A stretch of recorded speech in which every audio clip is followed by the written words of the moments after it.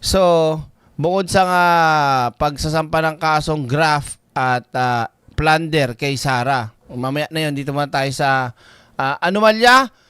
Umano yung mga anomalya mula sa noong mayor pa si Sara, isasama sa reklamo. Kasi mga ka-eksena, kung hindi nyo alam, may nauna ng sinampang plunder case at graft kay Sara.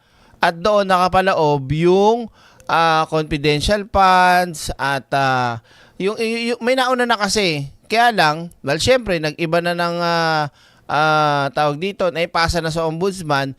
Kaya si Antonio Trillanes nagpasa uli at meron pang karagdagan. At kasama na nga dyan yung tawag dito, tawag dito sa ano na yun, yung Tagong Yaman. Oo.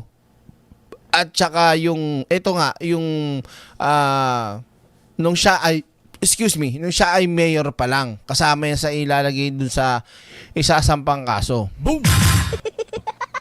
Sinok pa yata ako Okay. So dito muna tayo. Pasok! Ng panibago reklamong plunder at graft si Vice President Sara Duterte sa Ombudsman. Live mula sa Quezon City, nangunguna sa balita si JC Cosico. JC, sino-sino mga nagsampa na reklamo at ano ang mga basehan nito? Oy!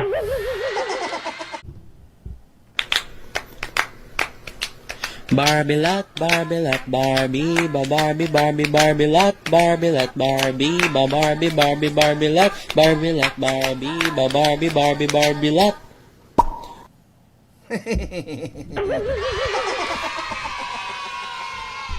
Diba? Taray ni sister, oh. Si former Senator Sonny Trillanes at Ganyan yung mga, ganito yung mga galawan. Diba? Ito yung reporter. Nakaposing siya, te. Tignan mo, tinakaposing. Sino mga nagsampa na reklamo at ano ang mga basehan nito? Jiggy si Contestant number 1 from News 5, Quezon City. Pasok. former Senator Sonny Trillanes at yung grupo nga na The Silent Majority yung naghain po nitong plunder at graft complaints laban dito kay Vice President Sara Duterte. Alam mo, malawak yung kanilang mga alegasyon no, na nagsimula pa noong mayor pa nga ng Davao itong si VP Duterte hanggang sa naging Deputy Secretary at din Ano daw? Naamoy mo, Derek? Ano ka ba? Amoy na amoy. Kita mo naman yung mga senyasa ng mga kamay at ng mga galawan ng bunganga, di ba? Oh. Di ba? Oh, amoy na amoy, pak na pak yan. Ano ba kayo?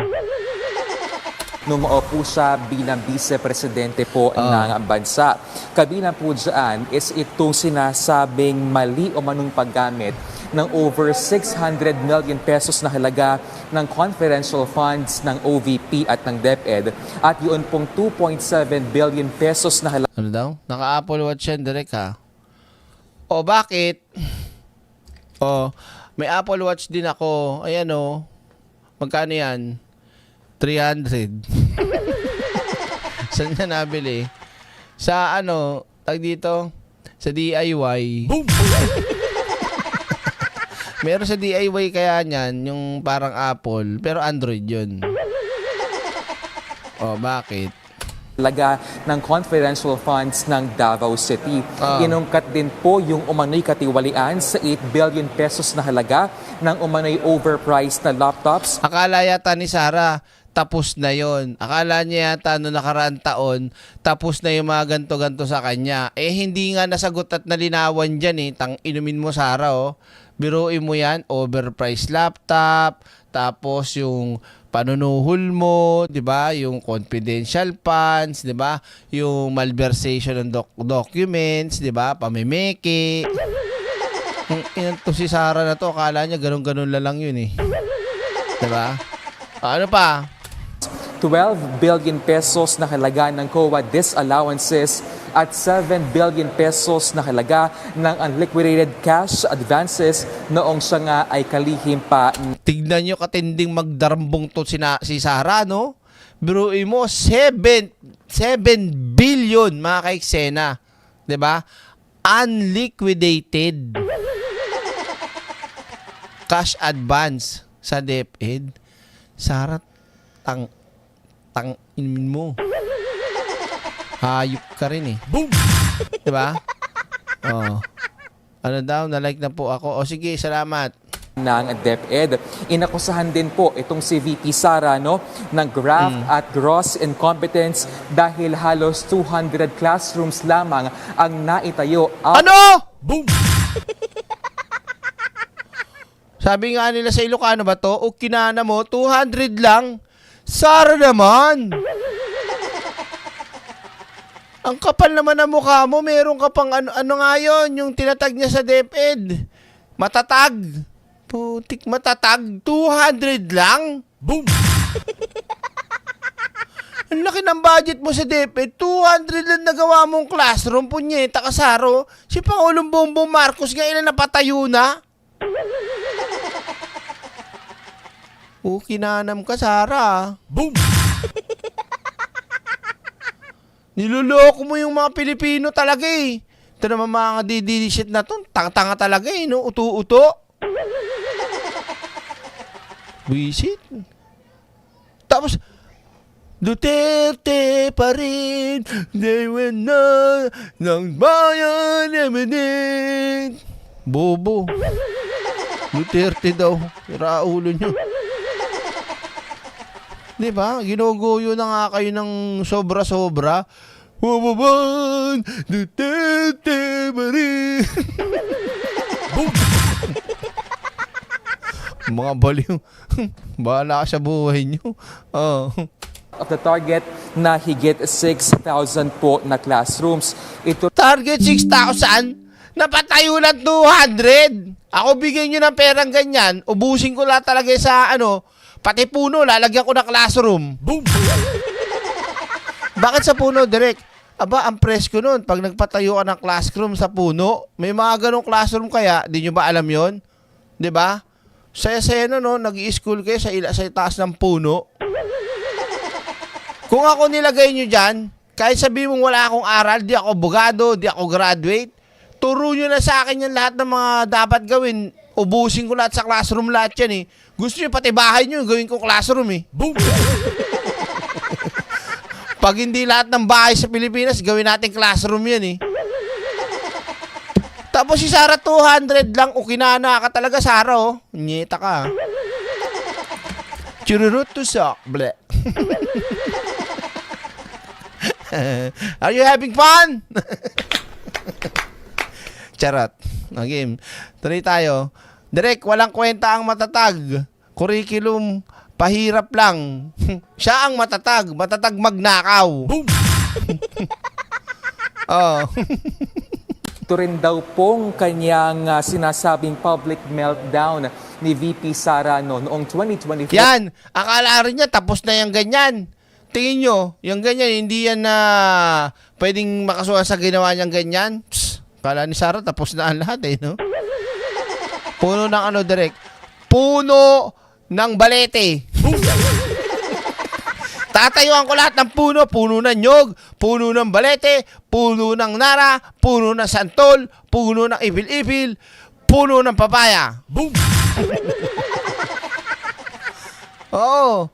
Ito mismo, teacher Teacher Celine, walang kwenta talaga, matatag. Pahirap yan. Matatag na yan. Yan ang sinasabi ko sa inyo. Paniwala kayo sa mga mura-mura na mga impacto ng mga Duterte na tang, mga ganon-ganon. Galing ni Duterte, nagmumura. Ano nangyari sa mura-mura nyo? Ayan. Disgrasya, inabot. Asa na ngayon? Ando, sa dahig. Payatot daw, long hair pa. Ano itsura? Parang yung vocalista ng ano ba to? Yung kumanta ng Sweet Child.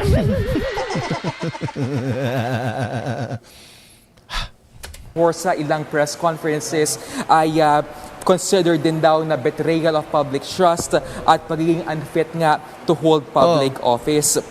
At isa rin po sa mga naging basihan po ni Trillanes nung grupo sa kanilang complaint itong affidavit ng sinasabing alleged na bagman ni VP Sara na si Ramil Madriaga. Gate pa niya mahalaga na mapanagot itong si VP Sara at Hindi Axel Rose. Hindi, may picture ako nun, di ba? May picture ako. Hindi, natanggal ko na yata yung picture na yun eh. Natanggal ko na. dapat din daw pong buksan yung kanyang mga bank accounts. Patay. Narito po ang pahayag po ni Trillanes sa programang Frontline Express. Op! Hindi yan ang papanoorin natin ng buo. Ito yung papanoorin natin buo, mga kaeksena. Tuloy natin, ha? Oh, let's go.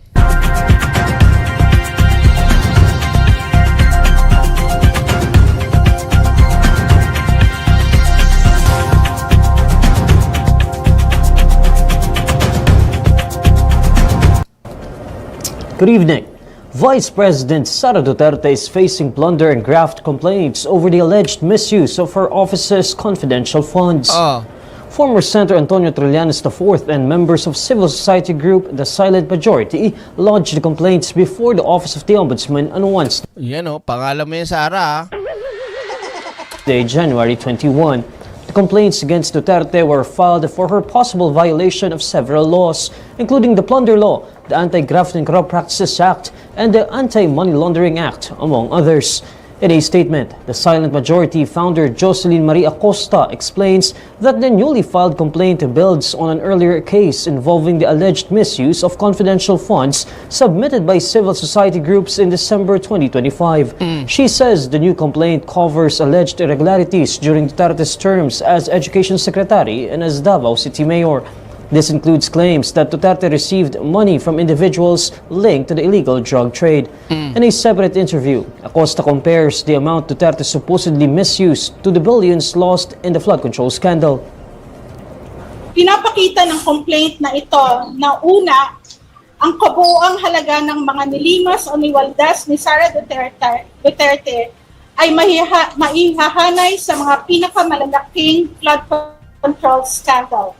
Kaya karapat-dapat na bigyan ito ng parehong pagsusuri. Pangalawa, na ang paglustay ni Inday ay pattern of behavior mula pa nung Vice Mayor siya ng Davao City na nadala niya sa pagiging vice presidente. Grabe ka, Sara. Mandirigma ka na nung ikaw ay nasa pagka-mayor hanggang pagiging vice president. Dinala mo yung pagiging mandirigma mo. Grabe, oh. Kalaban pala ni Scheider to, eh. Di ba? Pag-uugali na nakakabahala sa pagpapatuloy niya. Pagkagay, narinig naman ni Sara, may kaso na naman siya. Alam niyo gagawin yan? Time, space, world. Ngayon din. Pupunta na ng dahig.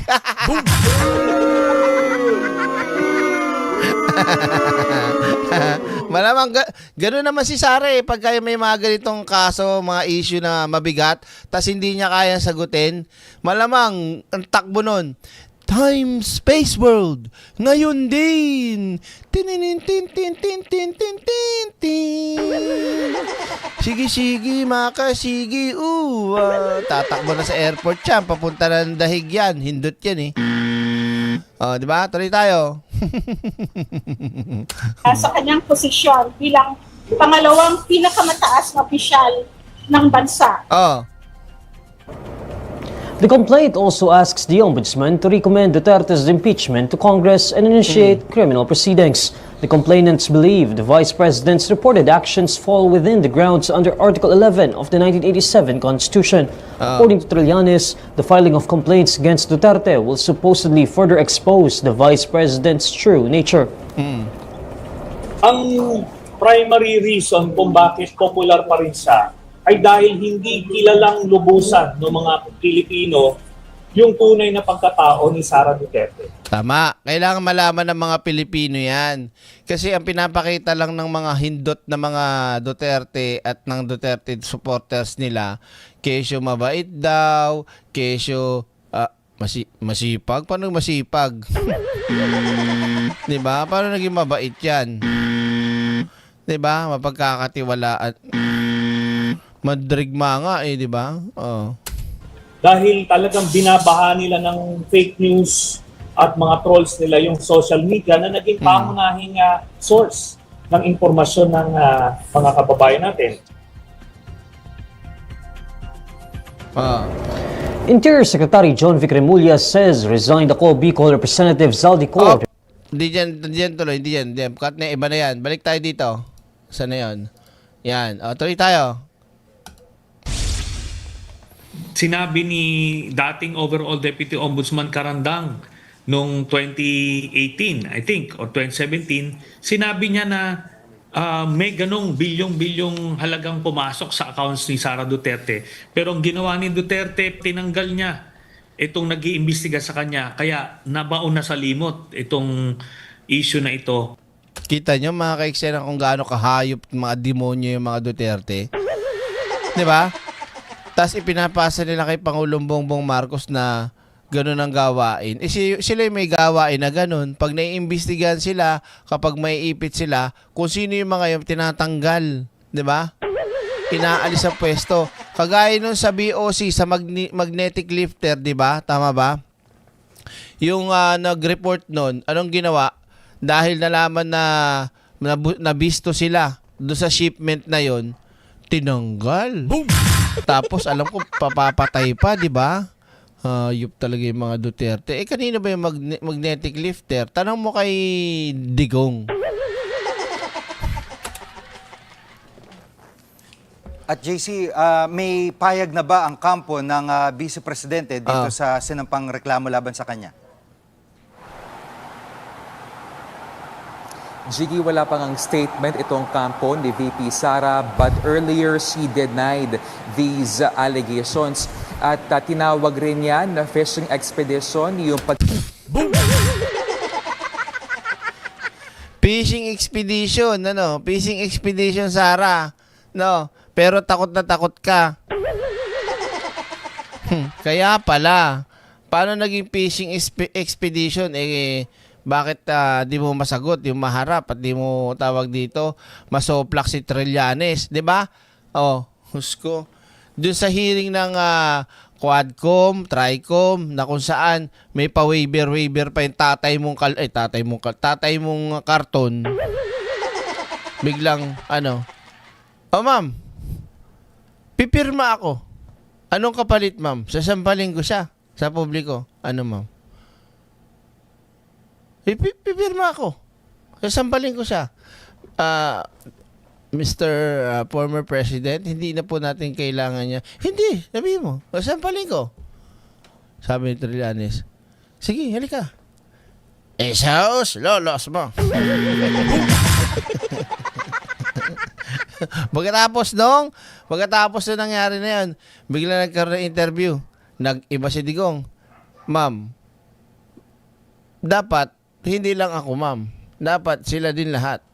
Ano kapalit?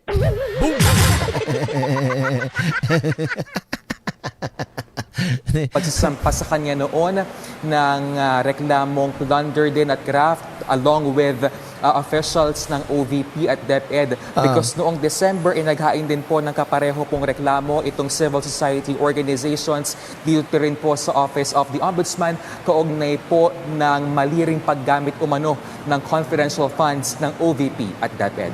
Jiggy, balik sa'yo. Yan ang ulat ni JC Cosico live mula sa Quezon City. Di ba?